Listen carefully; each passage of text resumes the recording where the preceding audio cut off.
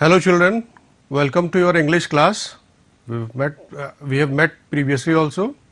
I believe you all are taking good care of yourself और अपना पूरा enjoyment के साथ आप पढ़ाई भी कर रहे होंगे. घर में खूब अच्छे से आनंद ले रहे होंगे आप इन छुट्टियों का, लेकिन इसको पूरी तरह से छुट्टी ही ना मानते हुए पढ़ाई पे भी ध्यान देंगे. कितनी मेहनत से देखिए आप तक ये लेसन्स हम लोग पहुंचा रहे हैं.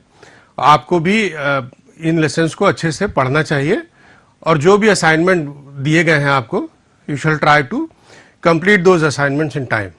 जब स्कूल खुलेगा तो उन सारे असाइनमेंट्स को चेक भी किया जाएगा. अच्छा, इन छुट्टियों से पहले जब आपकी गर्मी की छुट्टियां पड़ती हैं तो आप लोग अपने दादा दादी या नाना नानी के यहाँ भी जाते हैं, तो बताइए वहाँ सबसे ज़्यादा आपको क्या मज़ा आता है? उनके यहाँ जाकर आप which things do you enjoy the most? आप अपने दादा दादी के यहाँ कहानियां एंजॉय करते हैं, नहीं? जो आपको लंबी लंबी कहानियां सुनाते हैं, या त्योहारों में जब जाते हैं किसी के घर तो आपको सबसे ज़्यादा मज़ा दादा दादी के घर जाकर उनसे कहानियां सुनने में आता है. तरह तरह की कहानियां सुनाते हैं. अच्छा, ये त्योहारों में आप बता सकते हैं कि कौन कौन से मुख्य त्योहार हम मनाते हैं? What are the main festivals in India which we celebrate? India is known to be the country or land of festivals. Every other day we have some festival or the other. So which are the major festivals we celebrate in India? शुरू से करें तो Baisakhi, Lohri, Holi, Diwali, Rakshabandhan, Eid, Bakrid, Christmas, Easter, ये सारे त्योहार हम मनाते हैं. अच्छा, आपको ये भी पता है कि राष्ट्रीय पर्व भी होते हैं, नेशनल फेस्टिवल्स भी होते हैं. कौन कौन से होते हैं ये नेशनल फेस्टिवल्स? आप सभी जानते हैं, आपके स्कूलों में अनिवार्य रूप से ये मनाए जाते हैं. बताइए कौन कौन से हैं? यस, ये त्योहार होते हैं 26 जनवरी, 15 अगस्त, 26 जनवरी रिपब्लिक डे और 15 अगस्त को इंडिपेंडेंस डे और 2 अक्टूबर को Gandhi Jayanti. We celebrate Gandhi Jayanti on 2 October. तो क्यों मनाते हैं? 26 जनवरी को क्या हुआ, 15 अगस्त को क्या हुआ, 2 अक्टूबर को क्या होता है? 26 जनवरी को हमारा रिपब्लिक डे होता है. उस दिन हमारा constitution was enacted, it was enforced. 15 अगस्त को हमारा इंडिपेंडेंस डे होता है और 2 अक्टूबर को हमारे जो फादर ऑफ द नेशन है महात्मा गांधी जी, उनका बर्थडे होता है. इसीलिए हम उसको सेलिब्रेट करते हैं. तो आज हम पढ़ेंगे chapter number 8 of your textbook, that is Mahatma Gandhi. Now open to page number 34 and chapter number 8, Mahatma Gandhi. And if you listen carefully today, you will also be able to read the text with comprehension and know about the early life of Mahatma Gandhi. आप महात्मा गांधी के प्रारंभिक जीवन के विषय में भली भांति जान पाएंगे और टेक्स्ट को समझ के साथ पढ़ने का भी कौशल आप में विकसित होगा. So we shall start with the text, our lesson. Open to page number 34, Mahatma Gandhi. I shall read aloud for you and then you will follow in your own books. In India we call Mahatma Gandhi Bapu और Rashtrapita. His full name was Mohandas Karamchand Gandhi. He was born on 2nd October 1869 at Porbandar in Kathiawad, Gujarat. His father's name was Karamchand Gandhi. His mother's name was Putli Bai. His wife was Kasturba Gandhi. Gandhiji lived the life of a common man and kept himself away from luxuries. He was very honest and truthful from his childhood. Once he read the story of Shravan Kumar. Shravan used to carry his old and blind parents in baskets slung on a bamboo yoke. Gandhiji was deeply touched by his devotion towards his parents. He decided to be like Shravan and serve his parents. He went to England to obtain a law degree. Today we will only read this far in this chapter, because otherwise it will be too long to understand for you. So So we shall again look at the meaning of the lines we have just read. In India we call Mahatma Gandhi बापू. भारतवर्ष में हम महात्मा गांधी को बापू कहते हैं या राष्ट्रपिता कहते हैं. प्यार से हम उन्हें बापू कहते हैं. आजादी से पहले भी उनको बहुत से लोग बापू कहते थे. Bapu means we call our father Bapu, है ना.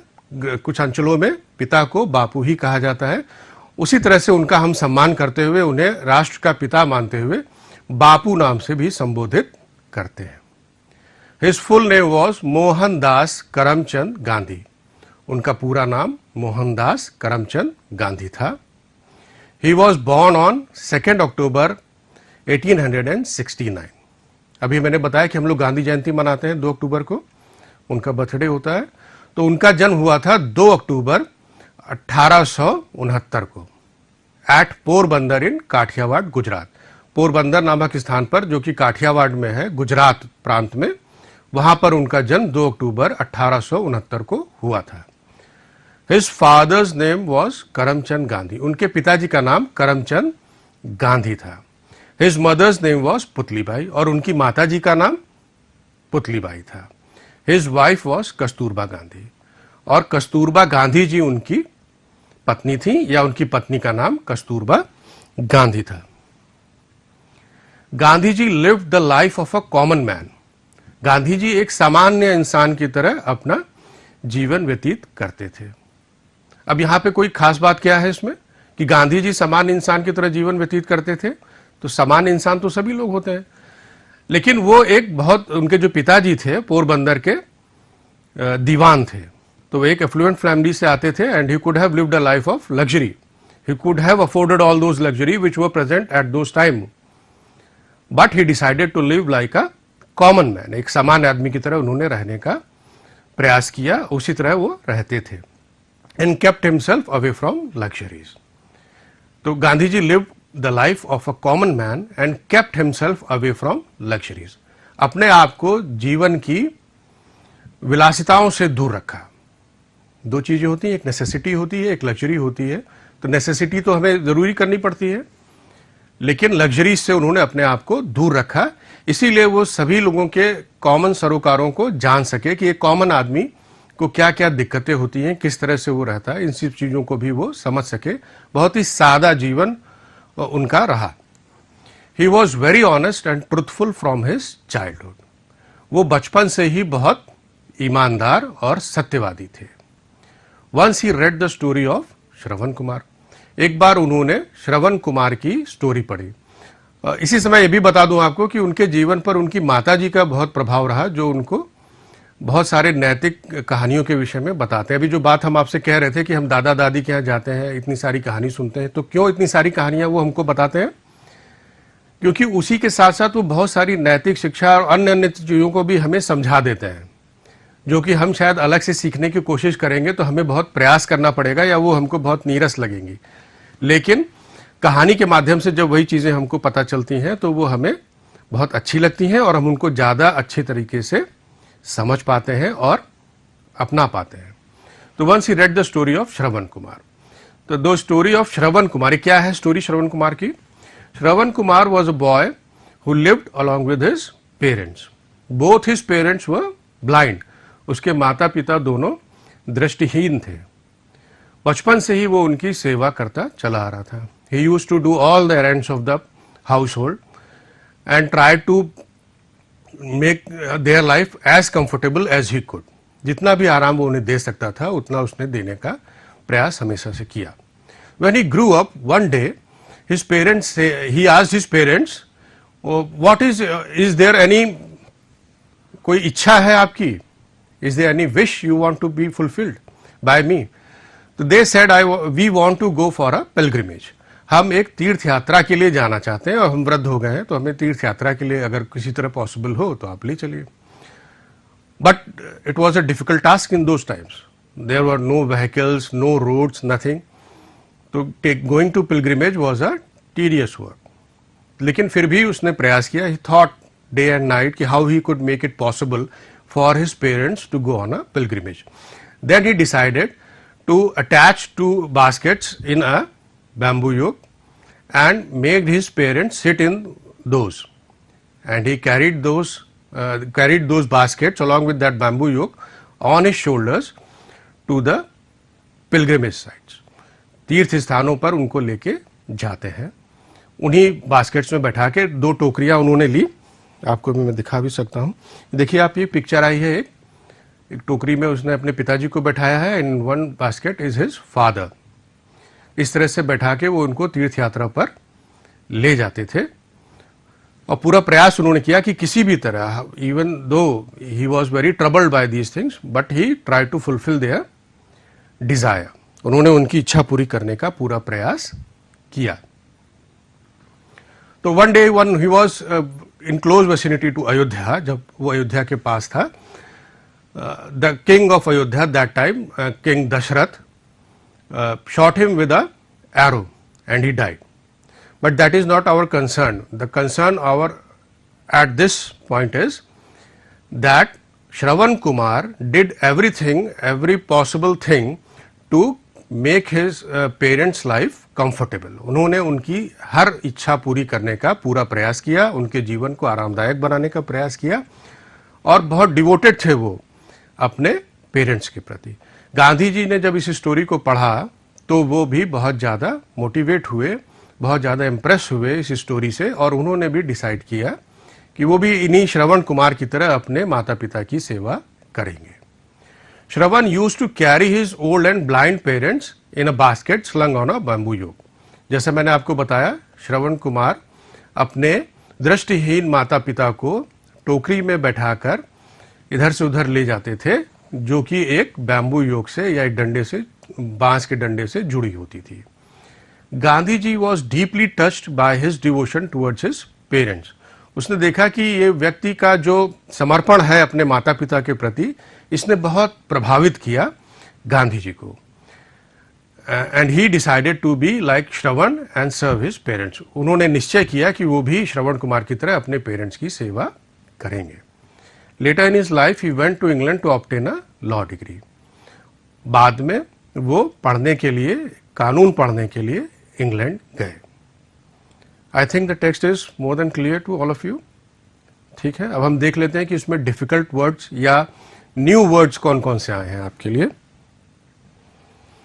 ये पिक्चर आप देख लीजिए. आपको मैंने पहले ही दिखाया कि ये श्रवण कुमार हैं, ये इसमें फादर हैं, ये इनकी मदर हैं. इनको ये बैम्बू योग की सहायता से ले जाते थे. और ये गांधी जी का चित्र है when he was in South Africa after becoming a barrister from England. After completing his law degree, he went to South Africa in relation to a case, and this photo is of, या picture is of that time. ठीक है. Then we come to new words. The first word is ईमानदार, sorry, honest. The first word is honest. What does honest mean? मैंने पहले ही meaning बता दिया आपको. Honest means ईमानदार. ईमानदार, that is free of deceit, किसी तरह के छल कपट से दूर. The second word is truthful. Truthful is सत्यवादी. सत्यवादी वो होता है जो हमेशा सच बोलता है. One who always tells the truth. The third word is luxuries, vilasita. How can we explain this? It is great comfort or elegance, especially involving great expenditure. हम ज़्यादा खर्चा करके जो आरामदायक चीज़ें खरीदते हैं उन्हीं को हम विलासिता की चीज़ें कहते हैं. 2 तरह की आवश्यकताएं होती हैं हमारी, कुछ नेसेसिटीज़ होती हैं और कुछ लग्जरीज होती हैं. और ये पर्सन टू पर्सन और उसका जो समय है जीवन में, काल है, उस पर डिपेंड करता है. जो चीज़ किसी के लिए नेसेसिटी हो सकती है वो किसी और के लिए लग्जरी हो सकती है. जैसे छोटे बच्चे हैं, गेम खेलने के लिए अगर वो फ़ोन लेते हैं तो ये उनके लिए लग्जरी है. लेकिन if someone is a doctor और अ जर्नलिस्ट और अ पुलिसमैन, तो having a mobile phone for him is a necessity. तो ये उसके लिए आवश्यकता है. The next word is blind parents. दृष्टिहीन माता पिता. पेरेंट्स माने माता पिता, ब्लाइंड मीन्स दृष्टिहीन. The next word is bamboo yoke, also called a carrying pole और शोल्डर पोल. बांस पे, जैसे भी आपने देखा पीछे कि श्रवण कुमार जी अपने कंधे पर उसको रख के चलाते थे, उसको शोल्डर पोल या कैरिंग पोल भी कहते हैं. It is made of bamboo, therefore it is called a bamboo yoke. The next word is devotion. It is, you can say, love और लॉयल्टी टू अ पर्सन और अ थिंग. किसी वस्तु के लिए या किसी कार्य के लिए या किसी व्यक्ति के प्रति जो हमारा समर्पण होता है वही डिवोशन होता है. The next word is decided. Decided माने क्या होगा? निर्णय लिया या निर्णय किया. तो this is to make a choice from amongst various choices. कई सारे विकल्पों में से किसी एक चीज के बारे में हम अगर चुन लेते हैं, उसको अपने माइंड के फोकस पे ले आते हैं, दैट इज कॉल्ड डिसाइडिंग, कि हमने ये निर्णय कर लिया है कई सारी चीजों में से. The next word is obtain. Obtain माने क्या होता है? प्राप्त करा. ऑब्टेन मीन्स प्राप्त करना. तो कोई चीज, टू गेट समथिंग और सिक्योर समथिंग और obtain something, it is one and the same thing. आगे होगा आपकी समझ में new words. The next is we come to language practice, and this you have to fill in the blanks with the help of given words. यहाँ पे कुछ word दिए गए हैं और उनकी सहायता से आपको इन ब्लैंक्स को फुल करना है, सेंटेंसेस को कंप्लीट करना है. The first word is truthful. The second is Bapu. Then Shravan Kumar, England, impressed, blind parents, Porbandar, serve and Putli Bai. These are the words and we have to fit in into the sentences so as to make their meaning complete. He decided to dash his parents like dash. He decided to dash his parents like dash. ये वो आया था sentence हम लोग के chapter में अभी. तो he decided to, इसमें से देखिए क्या आ सकता है? serve. He decided to serve his parents like, किसकी तरह करना था उसको सर्व? श्रवण कुमार की तरह. ठीक है. He decided to serve his parents like Shravan Kumar. The next sentence is he went to dash to study law. He went to माने वो गए, dash to study law, कानून पढ़ने के लिए. कहाँ गए थे गांधी जी कानून पढ़ने के लिए? Yes, very good. इंग्लैंड गए थे. Gandhi, he went to England to study law. The third sentence is he was very dash from his childhood. बचपन से ही कैसे थे? He was very from his childhood. बचपन से ही कैसे थे? He was very truthful. तो इसमें कई सारी चीजें आ सकती हैं, है ना. आप समझ रहे होंगे कि इसमें इन ब्लैंक्स में कुछ भी और भी कई चीजें भरी जा सकती हैं, लेकिन हम लोगों को अपने चैप्टर के हिसाब से इसको भरना है. इसी तरह से वर्ड मीनिंग्स जो हम लोगों ने करे, जो न्यू वर्ड्स से उनके जो मीनिंग हमने बताए, those words could have various meanings. Those words could be used in various ways, but the meaning we took here is in context with the chapter. जिस तरह से चैप्टर में उसका प्रयोग किया गया है उन्हीं मीनिंग्स को हम लोगों ने लिया है. Now the fourth word sentence, with love we call him. प्यार से हम उन्हें कहते हैं. क्या कहते हैं? अभी हमने आपको बताया था, पहली लाइन थी चैप्टर की. We call him Bapu. हम उन्हें प्यार से बापू कहते हैं. The fifth sentence is he was dash by the story of Shravan Kumar. Shravan Kumar की स्टोरी से, कहानी से वो क्या हुए थे? यस, वो इम्प्रेस्ड हो गए थे. He was impressed by the story of Shravan Kumar. The next is he was born at dash in Gujarat. कहां पे जन्म हुआ था उनका? गुजरात में. ये भी बात आ चुकी है. Yes, he was born at Porbandar in Gujarat. His mother's name was. उनकी माता का क्या नाम था? अब यहां से देखेंगे आप कौन सी चीज इसमें आ सकती है. Yes, Putli Bai. His mother's name was Putli by.